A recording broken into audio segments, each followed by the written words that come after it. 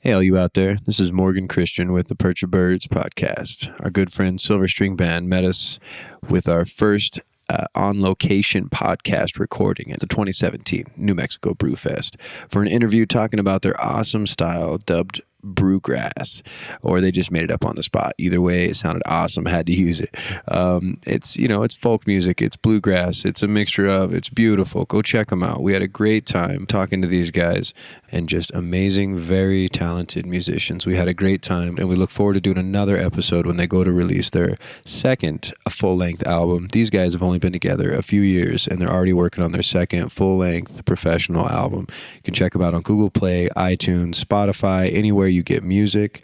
Please show them some love and follow them at their Facebook page, facebook.com/silverstringband.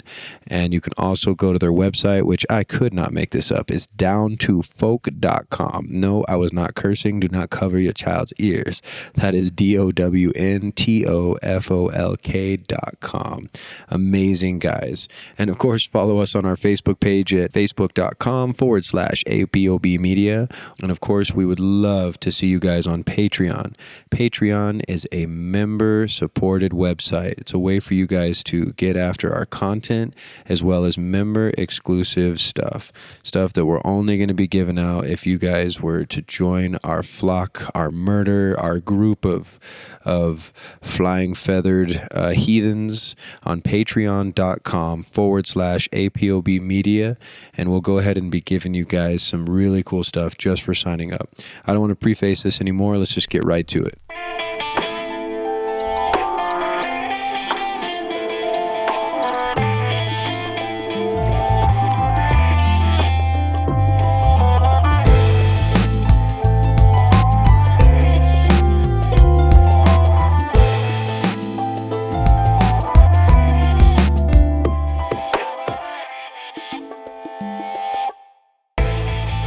So what's the name of your guys' band?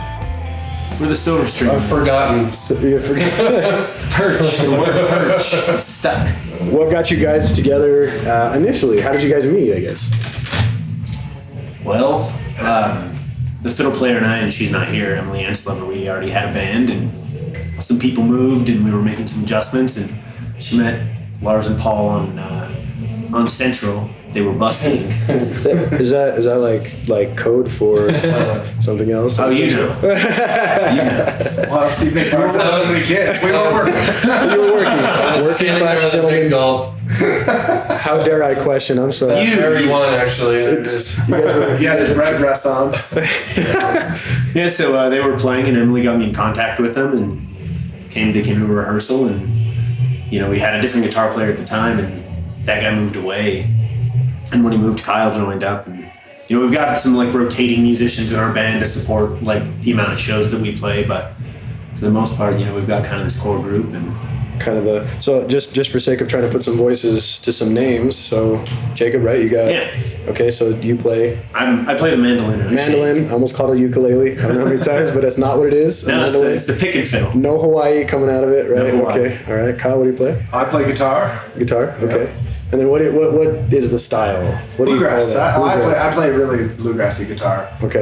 But I played other styles, and definitely playing with these guys. Sure. They open up to multiple different styles, it feels like, but still instrumentation. Variations of bluegrass across the board. I feel like when I listen to you guys, I hear some "Oh Brother, Where Art Thou" kind of soundtrack. Well, these guys have killer harmony, so yeah, that would definitely be. Well, they go down each one of them gets stuck in my head. I ran 4 miles listening to your guys' album exclusively, man. So awesome. it works for even that purpose. Paul, what is your part in the? I play bass and sing. As well as jug. Do you ever play jug? No, I haven't. No? That's got to be on the list, though. Yeah, you got to tick it off, man. Some of those sounds, I was like, he's jugging it. No, he's straight jugging it. There's no way he's not jugging it. We should do a track of homemade instruments on this upcoming album. Yeah. Look, Lars he's lit up. He likes that. Yeah. All right, Lars. So what do you? I play banjo. Play banjo. Okay, very well. By the way. Thank you. Yeah, man. I don't know how many cats I can say that I know personally that can play banjo. That's awesome. Do you ever play the battle from?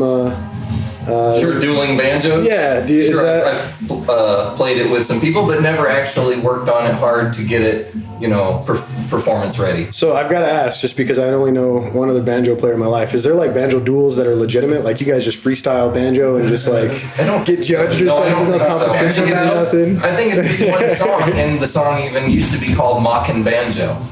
Okay. I think it had to change its name or something. The thing is that if banjos actually dueled, somebody would die. Somebody would actually die. They're very And heavy. it would scare a lot of people too. Yeah. Banjos are very It's heavy. a public service not to do that. Right. So you couldn't use a banjo to like do the whole like rocker thing at the end of the show and break shit? That wouldn't I'd work. break my neck or No. You something. destroy stuff, you kill people. No, but you can use a banjo to scare away thieves and, Right? just bad people. Just How much does your banjo weigh? I haven't weighed it, but If you were to take a shot in the dark, man. yeah, I'm not bad. Now you're gonna do it, aren't you? When you get home, It's, you're gonna be like, it's how half much the weight of a exactly? pig. It's Follow up. usually how they. It is a very heavy instrument. I'm gonna say 30 pounds. Okay. Jesus. Shit, that's enough for me to carry. Yes, sir. Consider I've a gone Les on. Paul twice as much at least. I've gone on 3-day backpacking trips for 30 pounds, man. I give you credit for that because that killed me, dude. So, so okay, so you guys met together, and then you said that you kind of rotate people. So from there, did you guys snap right off the day one that you guys were able to play bluegrass pretty well together? Was it like a jam session that just worked out, and you guys were like, hey, so let's come back next week? We I guess Emily sort of like vetted us. Yeah. We were playing on the street that one day, the two of us, and then she saw us and drove by with her fiddle, and then she's like, oh, I just had to come, saw you guys play, and I drove back around, and she came and played with us for a little bit, and then she texted me a few weeks later, oh, we lost our bass player, so come play. I was like, can I bring Lars?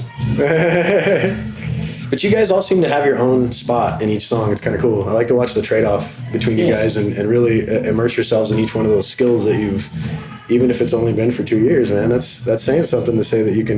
How long have you been playing the mandolin? So it'll be 2 years in November. I bought it for myself as a birthday gift 2 years ago. I Wow. remember texting, I was Paul and our previous guitar player, Javier. I sent him a picture of like the mandolin sitting in my driver's seat. I had gone to grandma's. It was like, I think I'm Grandma's. just gonna buy a mandolin. Like, Rest in peace, grandmas, man. Yeah. That makes me sad. sad. I bought that mandolin, and in a bluegrass band, I had actually received some comments from some good friends who I appreciated their scope and their perspective on music. Who just said, like 2 guitars, man, like it's so noisy if you guys aren't gonna do the exact same thing. Right. And it's like, well, I guess we're kind of breaking the bluegrass tradition. It's not often that you have 2 full body guitars playing at the same time. It's a lot of sound. Yeah. It sounded like fucking ministry. Yeah, it was very. I was gonna say, yeah, it has some like some metal stuff to it, man. You can kind of see it because it's very forward music. Like it's very fast paced, even though it could be overtones are not quite as aggressive, maybe as like a Pantera song, right, or a Ministry song. But We're very driving, and we love Ministry and Silver String Band. That's awesome. We love us some Pantera and Silver String Band. Nice. I was gonna say, like, I heard who was it at the end that was like, I don't care anymore. That's Paul. Yeah. What's the story behind that? What song was that? You're gonna hate me. I was That's running. a state sale. That's a state sale. It's kind of, I don't know. It just kind of has this like manic, reckless, destructive kind of thing, but in a fun way. And I feel like most of your songs are like that. Like they're kind of like tongue in cheek, right? yeah, there's some cheekiness for sure. Like my influence is somewhere between like Tom Waits and Ween. God damn it! I love that you said Soundgarden. Tom Waits, dude. Right here, So it's Knuckles. like- You gotta give me some Knuckles on that. Oh, man. yeah. Who would say it's Tom Waits, like- man? That's awesome. It's like suicide and violence and like some laughs. So just for sake of anybody listening, Tom Waits is basically the character bassist that Heath Ledger created the Joker out of. Was Tom Waits, and if you watch any interviews with him in the past, I mean now he's kind of old, so I'm surprised the man's still alive. Like how many people has he outlived? You know what I mean? Yeah. But he comes out there, he's like, hey, and he doesn't talk very much. He's very quiet, but then like you said, his music is very eclectic. I feel like Donnie Darko incarnate way before that time. You know what I mean? Like you get that kind of vibe, kind of Johnny Cash continued. That's cool that you feel that. Crazy Johnny Crab. Crazy. So do you guys? Who writes the lyrics? Does that just happen? Yeah, I mean, Paul and I both write songs. Lars has written a song. We kind of accept from everybody. Sure. We've actually we've yet to collaborate. Right together, yeah. We're either playing one of Jacob's songs or we're playing one of my songs, or we're playing a traditional, or that Lars is singing or something. Sure. Yeah. I like how you guys can trade off on the singing role. I was always the one. I was in a metal band once. And I was always the one doing it. Nobody else wanted to try, and it's kind of cool to have that. And were any of you guys doing vocals before? Another band, anything like that? I sang with the band that was before Silver String. Okay. So I was one of the singers, and I mean, Paul came in immediately as a vocalist. I think, that's kind of been my main gig. I'd like to think. Always more motivated to sing than anything else. Then you just picked up bass. Kind of gets me in the door sometimes. That's what I was gonna say. So I call myself a singer from time to time, but I've only done metal, and I come to the band, I'm like, I can sing. What else can you do? Well, I can show up, and sometimes that's half the battle, right? But no, that's cool. Okay, so you guys got together, you found out you could play bluegrass, and then what eventually led between that and making a full-on album? I'm listening to you guys on Google Play Music, and I pay money for that, so hopefully it's benefiting you guys. You guys get something out of that, right? About 4 cents. Every 100 plays or so, we get 20 cents or something. And that's happening though? I mean, you guys getting exposure?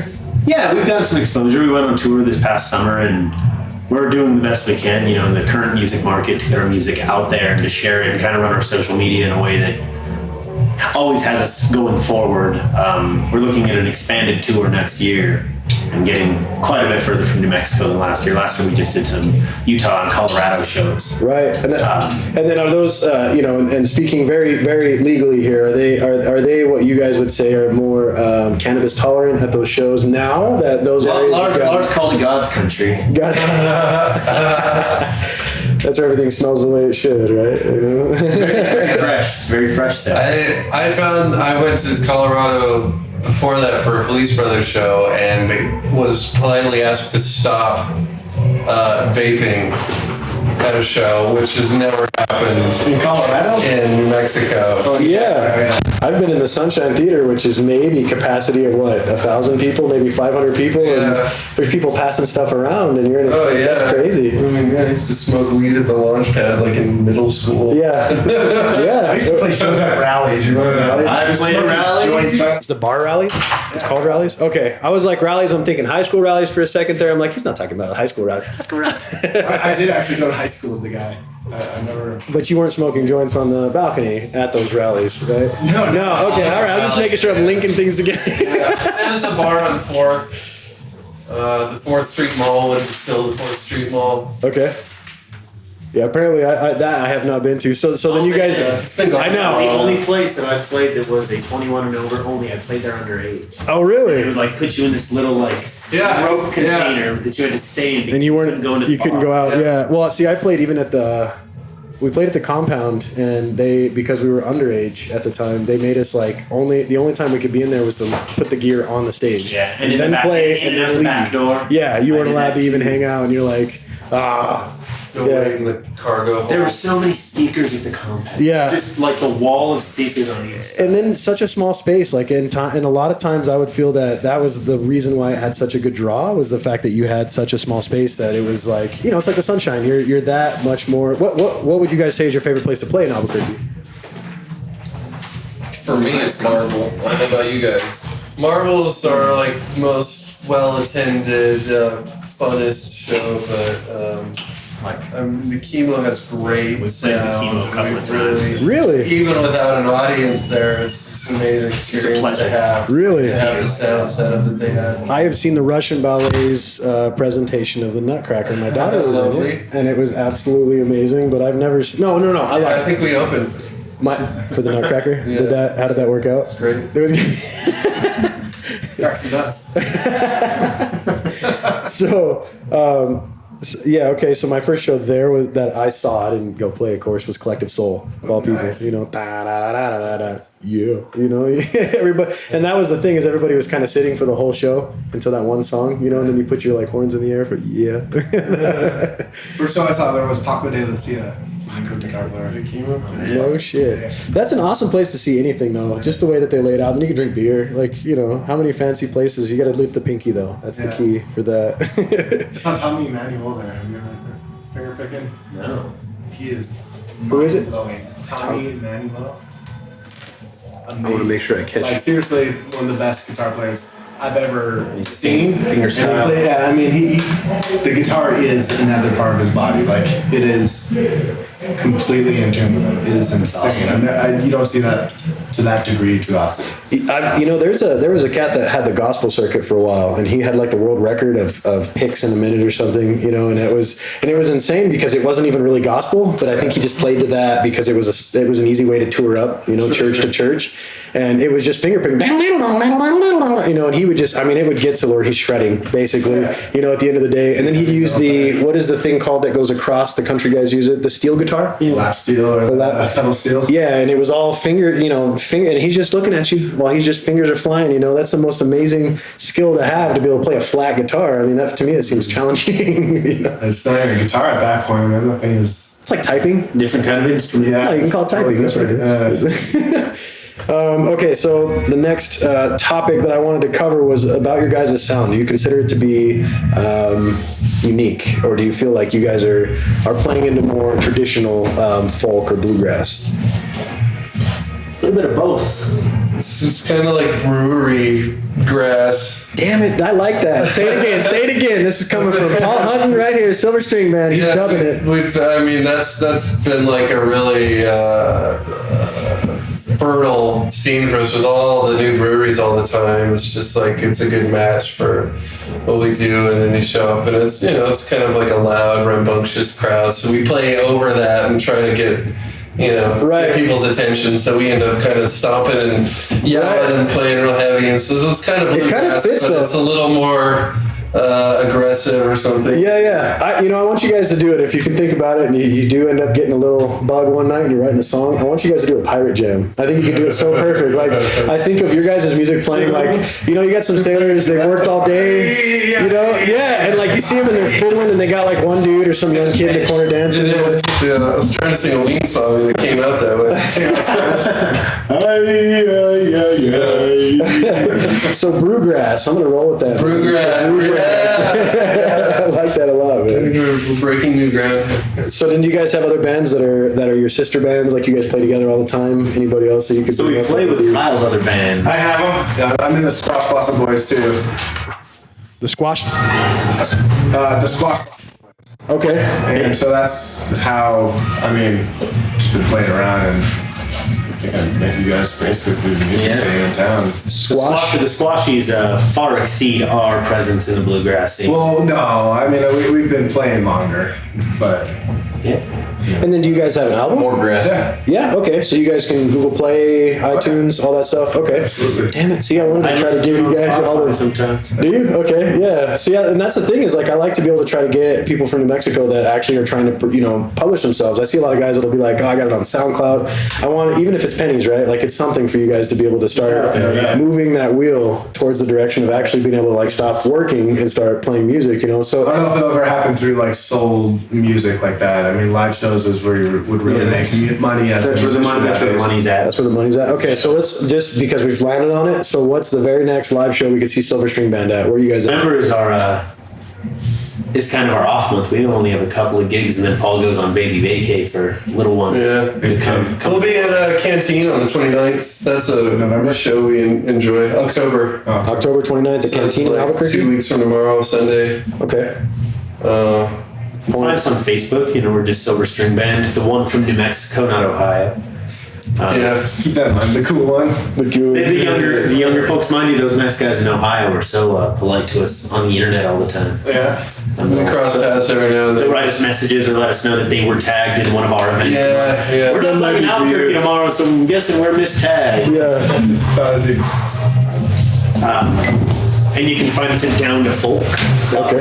Down to Folk. Or you can also just go to silverstringband.com. Okay. And you guys have a good YouTube page too. I've seen that. You guys have We have an videos. active YouTube page. We have a couple of live shows, a couple of live recordings, and We have our tiny desk contest. That's so cool, man. I would see, and that's kind of what I would like to eventually get to with the Perch of Birds is doing a tiny desk kind of series, more like artists on the perch. But of course, I'd have to have a place to do that. So, because you guys did that at a tattoo place? That's a True Grit Tattoo. True Johnny Grit Tattoo. McCall's place. He's a good friend of mine. Yeah. Okay, that's awesome. I told these guys when it was brought up, like, you have to have a desk. It's like, I know a guy who's got like an antique smorgasbord It looked good. desk. Yeah. Yeah. I feel like, now was that recording like what I actually hear? Did that come off of that microphone that was there? Actually, the mic in the middle had to be turned off Oh, I was gonna because say. it was way too hot. Right. And you guys, I'm sure. So when they went into post-production, there were just peaks all over it. Yeah. So that was just I think a Tascam, like portable recorder that Pointed at it? That caught all of that. Yeah, and that's what I was going for before we ended up going with the Omni mic, and I got told that that's not best. You know what I mean? So I'm gonna try this over the Hero 5. I don't know if you've seen them. They're really cool. I recording just sold the devices. Zoom stereo recorder. That Yeah, I Zoom. bought That's for us. yeah. Okay, right on. Yeah. So do you like it? They're fantastic. I just Yeah. wasn't using it at all. See, I might end up buying one as an I additional. suggest, especially that's kind of what I was when you said you can meet us here. It's like, oh, I bet he's got a Zoom. stereo I was thinking about it, man, when I was going to buy this guy, but I found this one on a deal and it's worked out. So Yeah. hasn't been bad. We'll see when I record music though. I'm sure that's going to be where the difference Well, the is. one that I had has the stereo and then it has 4 XLRs. Oh yeah, so that's So the you can set H4, up- H5. Yeah, H4. Okay. It's the H5. It's five channels, 1 stereo, and then the 4. Sure. Okay, that makes sense. And then the 6 is out now, right? Yeah. We're over here plugging another brand for no reason. That's all right. You can have that. I'll let you have it. All right. So the next album that you guys have out would be your sophomore band because the first one was self-titled, right? Yeah. Yeah. Okay. And then you guys have a name or anything working yet for the new one? Not yet. No. Sure, we put some things out there. Yeah. And what do you guys feel about this compared to? We talked about this briefly before we got on here, but you guys were saying that you feel like this is more of a sophomore album, air quotes, like it's a little more learned in your guys' Oh sound. yeah. We've been together for about a year when we recorded the first.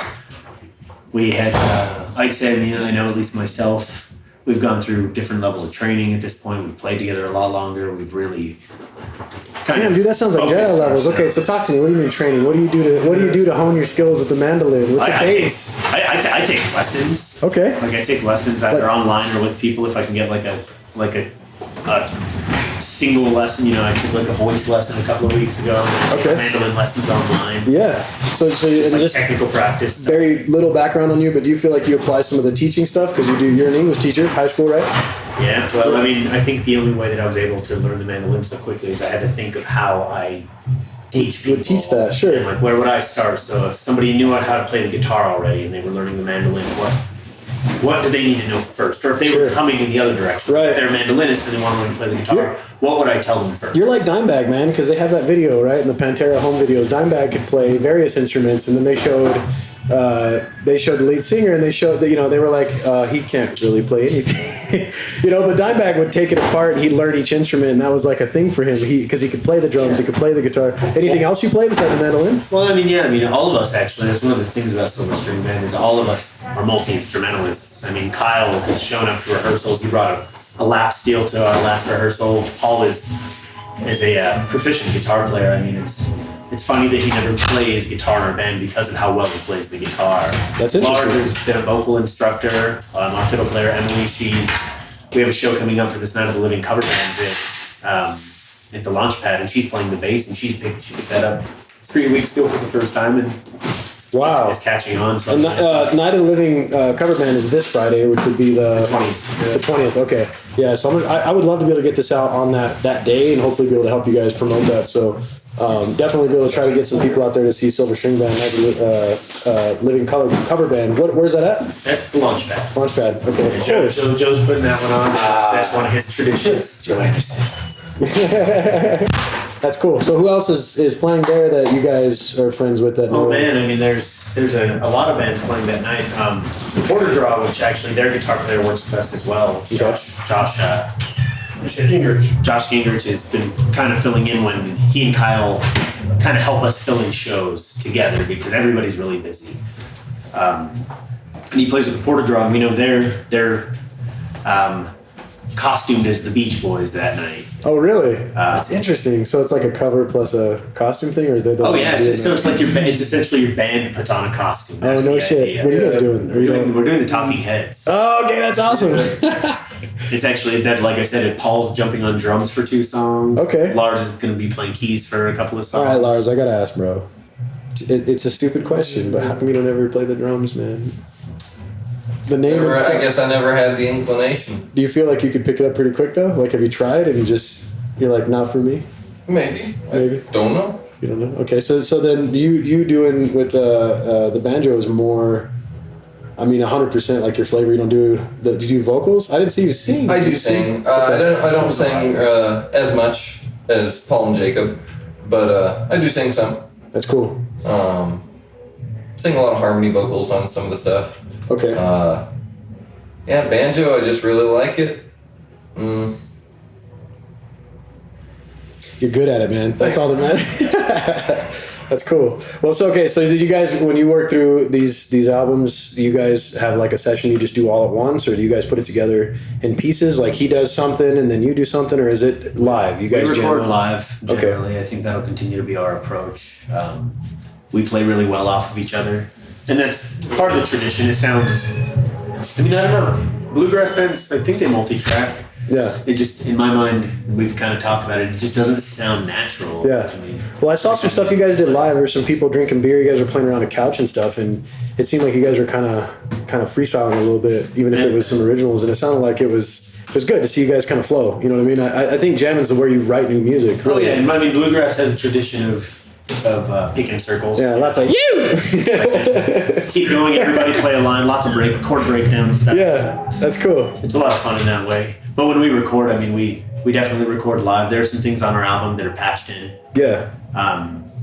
Just to make it as best we can. And I'm sure with this next album, because we're looking at that quality, we'll do a number of both. That's cool. So when can we expect another album from you guys? We're looking to go in this winter, so I think we've put a tentative release date of March or something. Yeah. So we'd see it first on like Down to Folk or on your guys' Facebook or all the above? All the above? We're probably looking to do We're actually gonna this come time. to your house. All right. Now We're looking to do a theater release on this. We need to park in the back because I have bad name. No, I'm just kidding. We'll consider a couple of spaces we've all enjoyed performing. You know, we've talked a little bit about the Outpost Theater, Yeah, try to get in there. the Chemo, a place where we can have more of a listening audience. Absolutely. Well, if you guys want to, around the time when you guys are kind of getting that together, let me know. We can do something like this, and maybe you could play a song, and then we could try to do it to where it's, helping boost right up to the point when you're, coming out and get some New Mexico artists a little bit of attendance. That's really the thing, is get people out there, and especially if you like bluegrass. Well, we'd love to have at our release a number of podcasts if they'd like to record a broadcast, if they can put it out. Yeah. Well, we're trying to get to the point where we use Patreon, and I think you guys could do well to look into Patreon. Have you heard of Patreon? Yeah. So you get basically a membership fee for people, and they get exclusive content. Even if they pay like $1, you give them your song first compared to maybe Google Play and iTunes and all that kind of stuff. So we're hoping to try to use maybe something of that nature to where we can boost you guys and maybe be like, this is beforehand, you guys actually release it and here's that song, and that way they're wanting to hear the podcast. And at the end, it's like, this new song from Silver String Band. So let me know when you guys are around, and we'll do something like that. And who's the young lady that's not here? Emily. And she's the only one that we're missing, right? Yeah. Cool. Well, I appreciate you guys coming out, and tell Emily we said hi, and hopefully we'll get her on the next one. Thank you. We have a couple of extended members too, but that's one of the fun parts about bluegrass. You guys want to throw a shout out? Yeah, we got Josh sometimes Yeah, Josh playing guitar, and Ezra Guzman playing Dobro. fiddle and dobro. Okay. And then you guys had some bands you mentioned when you guys did some kind of the partners, collabs, anybody? Yeah, so the Squashies, we played a set with them where we played a show where each band played individually, then we played a whole hour together as like was it like 12, 13, Band, 13 members on stage. That's awesome, man. Slutty Butt Boys. This is like we came up with something really. it's a fit all the S's and the S's and the B's together.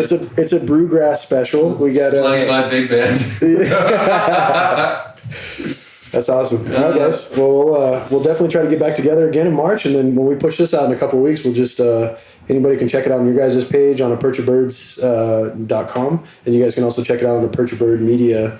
It's just a Facebook page, but we'll have all the links inside of the podcast. So check us out. Check out Silver String Band. Thank you guys for having us. I didn't even mention where the hell we're at. We're at New Mexico Brew Fest 2017. I could go refill my beer. Yeah, we got Kyle over there working in the middle of the podcast. So that's where all the noise is on location. Many crafts. Yeah, man of many talents over there. So, all right, guys. Well, thank you very much. Thanks. Thank you. All right, guys.